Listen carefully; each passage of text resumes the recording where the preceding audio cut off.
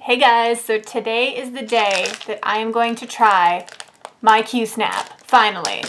I'm starting a new project today, and it is part of a stitch along with Sarah. I will link her Instagram down below if you want to have a look at what she's doing. And what we decided to do was we just each picked a pattern from an Etsy shop, the same Etsy shop. It's Hardcore StitchCorps, and I will link that down below too. It has a lot of really fun, cute, like samplery black work style patterns. This is the one I picked. This is the actual pattern, so I'm going to hold it really far back. It didn't come with like an image. But, so it's a bookshelf, a row of books, and then underneath it says, "Books are both our luxuries and our daily bread," which is a Henry Stevens quote. I thought this pattern was appropriate for me because I did a fairly big piece that had book spines in it. A full coverage piece. Was it full coverage? Were those books different heights? I can't remember. Anyways, so that was a very big project in my life, and now I thought that this would be kind of a fitting little project to work on while I try something new here. I also bought a second pattern from that store because I really like it. It's that quote, it just has like a blackwork design around the outside, and then it says, "Give a man a gun and he can rob a bank. Give a man a bank and he can rob the world." I don't know who to attribute that quote to. I've heard versions of that quote like for a long time, but that's great. So as I said, I will link that shop down below and Sarah's information down below if you kind of want to see what we're both working on and what that shop has to offer. So thank you all for your advice about how to start with my Qsnap. I'm going to start something brand new on it so as not to mess up my tension, which I should have thought about, but it's true. I stitch fairly loosely, and I definitely am not pulling the fabric tight in any way with any kind of hoop or frame, so thank you for that. And I also decided to stitch on Aida, because that was another thing I heard from a few people, that it would be a little bit easier because it's like sturdier. So this is a piece of 18 count Aida. It is oatmeal. I believe this is the same fabric that I used for Save the Stitches, actually. This is a leftover piece from that. And so I cut a big old piece of fabric, way bigger than I need, and I marked it in the middle. I don't really know how to do this, guys. This is gonna be a learning experience. So I marked it in the middle. The head of that pin is the very middle of my fabric. And I'm going to attempt to put this Qsnap on it.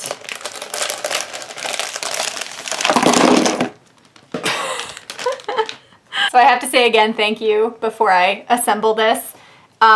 This was a gift, a very generous gift, and it's truly something I don't think I would ever buy for myself. I'm so used to stitching in hand that this is going to be really fun, and like I just said, not something I would have bought for myself. Okay, so these, oh goodness, you guys are gonna laugh at me. Okay, so you get these pieces that come with the like covers that you snap on around the fabric. I know that. Does this remind you of, what's that like play set that you used to have? Not Lego, obviously, but, oh my God, what is it? I still have it downstairs in my basement. Marble Drop. Marble Drop?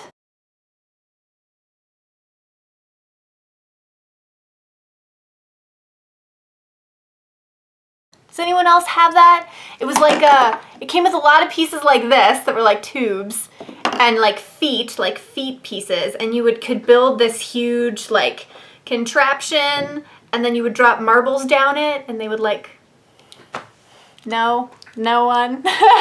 Okay, oh good, this comes with instructions. Okay, assemble frame as shown. Okay, I have made a frame. Lay fabric over frame, smoothing as you snap on the clamp. Oh, right, okay. So I guess it doesn't really matter if I get the middle of my fabric in the middle of my Qsnap, right? As long as I still know where the middle of my fabric is, because I'm not gonna be able to stitch this whole thing. This whole thing is bigger than 8 by 8. So, I wonder if I should like put it right in the middle or like jog it over to the side and just get like one whole half of the design in. Classic overthinking. Classic McKenzie overthinking right here. We're just gonna put it in the middle. We're just gonna put it in the middle and then we're gonna move it around because that's what people that have frames do. Okay. Time to snap on some clamps. Is there like an order that you do this in? Yeah. I'm having legitimate trouble with this. Okay, time to look up a tutorial on the internet. Needle and thread. Needleandthread.com. Mary Corbett is gonna save me once again. Oh my goodness, Qsnap people. How do you do this? Okay, so I have it on, but my Ada is crooked, so I have to fix that. And it's so tight. Like I don't stitch on anything that's ever this tight. And also, how do you get the covers off again? Okay, brute strength.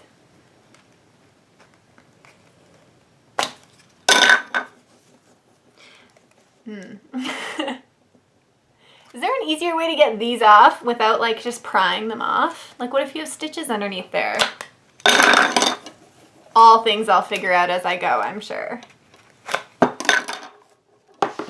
Okay, I'm gonna get to Ada straight this time.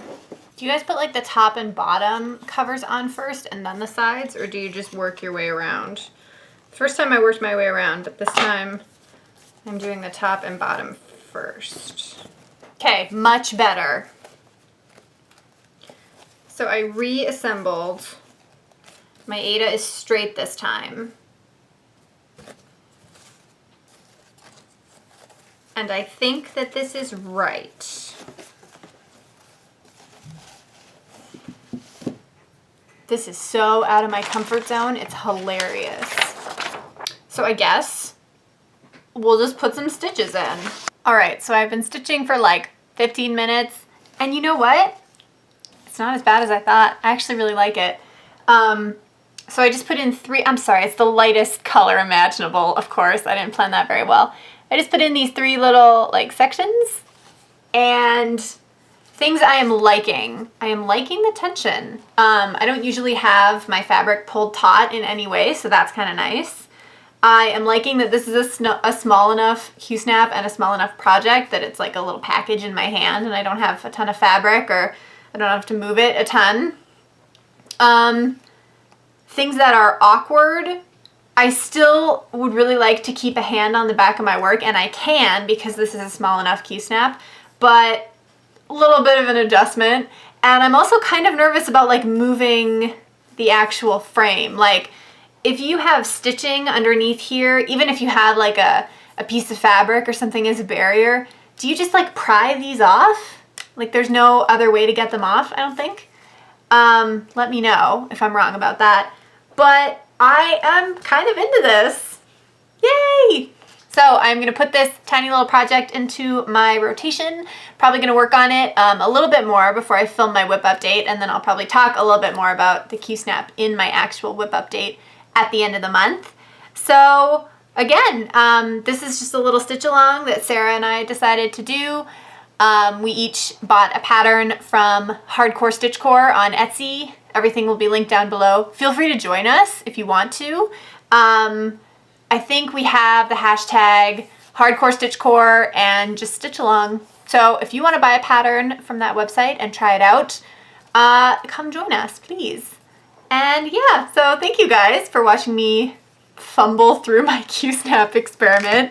But yeah, I'm really happy I got to try this. And like I said, it's probably not something I would have ever bought for myself, but I think I could really like it. So thank you guys for watching, and I will see you in the next one.